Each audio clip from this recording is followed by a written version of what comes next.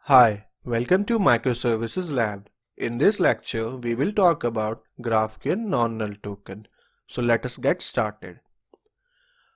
There might be a case when a client using any of the queries or mutations can provide null values for their arguments. In that case, we will be having trouble in the backend. Let us understand this with the help of an example.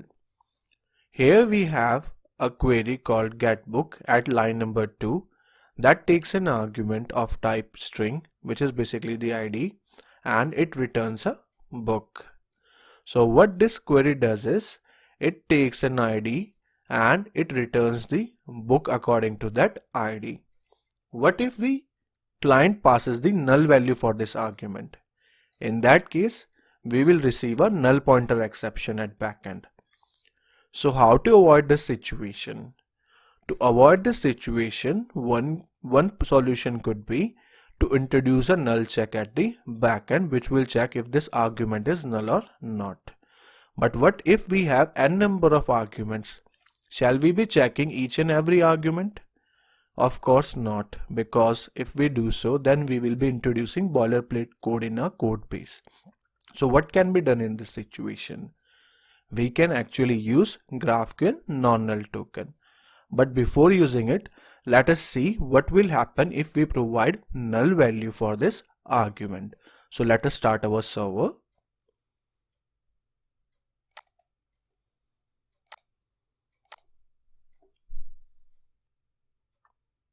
Our server is started. So let us jump to Altair. Here we have the create book mutation. So let us first create a book. So our book is successfully created. Now let us verify if we have any book in our database or not.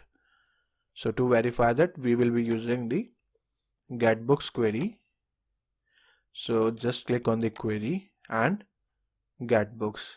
As you can see that while I hover over this query, I am getting an option here, a button actually, which says add query. So I will be clicking on this, and after clicking on this button, the query is written over here.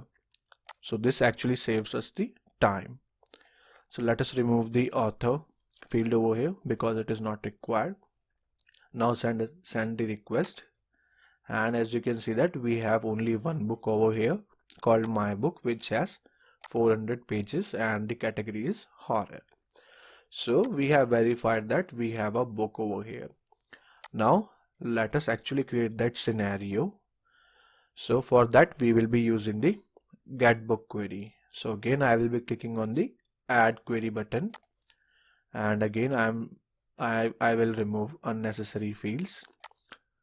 So I will remove these 3 fields, and this time I will provide the ID as null, and we will see what will happen if we provide the null value for this ID argument. Now let us send the request, and now you can see that we have received a data fetching exception, and the message says exception while fetching data, and it actually returns the name of the query, which is getBook, and it actually says null. So let us see the console in the Spring Tool Suite to get a clear picture about it. And we have a stack trace over here in the console.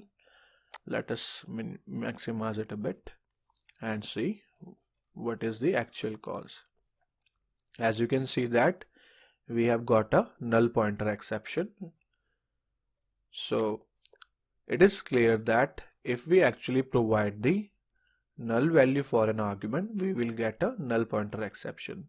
So to avoid this situation, we have to check the value for the nullity. And the other thing that we can do is we can actually use the GraphQL non-null token. So how to use a GraphQL non-null token, or what is a GraphQL non-null token? Basically, GraphQL non-null token is denoted by an exclamation sign, and we can put that exclamation sign in the argument or in the fields of an object as well if we are using the input type objects. And like here we have a use case where we want this ID to be non-null, so it is the right place where we can use the GraphQL non-null token. So let us use this. So I will simply put an exclamation mark over here.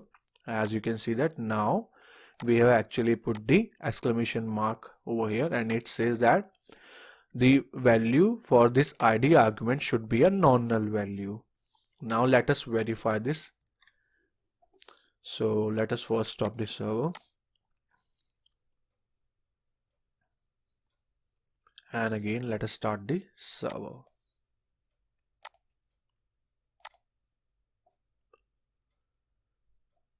So our server is started, and as we can see that now our ID argument is a GraphQL non-null type, and it should only contain non-null value. So now again switch to Altair, and we have to create a new book again because we have restarted the server and we have an in-memory database.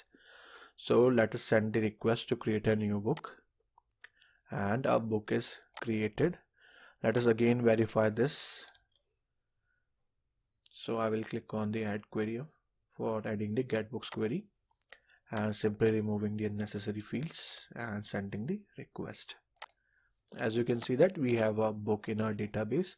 Now let us quickly remove this and use the getBook query, and again removing the unnecessary fields, and this time again we can verify the scenario by providing a null value.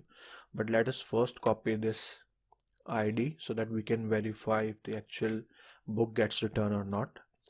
So now as you can see that we are providing the null value for this argument, and now let us send the request to see what we get in the response. So as you can see that earlier we were getting the data fetching exception, but now we are getting the validation error, and the message says validation error of type wrong type, argument ID with value null value must not be null @getbook. So this is basically saying that the value of the ID argument should be a non-null value. Now let us verify it at the console, and as you can see that this time we are not getting a null pointer exception, but we are getting a validation exception which says query failed to validate. So how the actual null value is handled by the GraphQL API, and it is pretty much clear that we don't have to do anything in that case, and GraphQL API itself is handling this case for us. So we only have to put this exclamation mark behind every argument that we want to be null checked, and the GraphQL API will do the rest of the job. So this is basically how to use the GraphQL non-null token, and you can pretty much place it anywhere. It is not restricted to be used at the argument level, but you can put it behind this over the fields in a object, but this is not quite useful. It is quite useful in case of input types or input objects, and which we will be covering in a later video.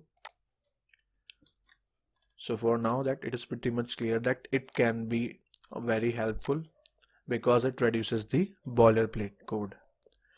So this is all about the GraphQL non-null token. I hope you will get something from this lecture. Please share this video and subscribe to this channel. Thank you.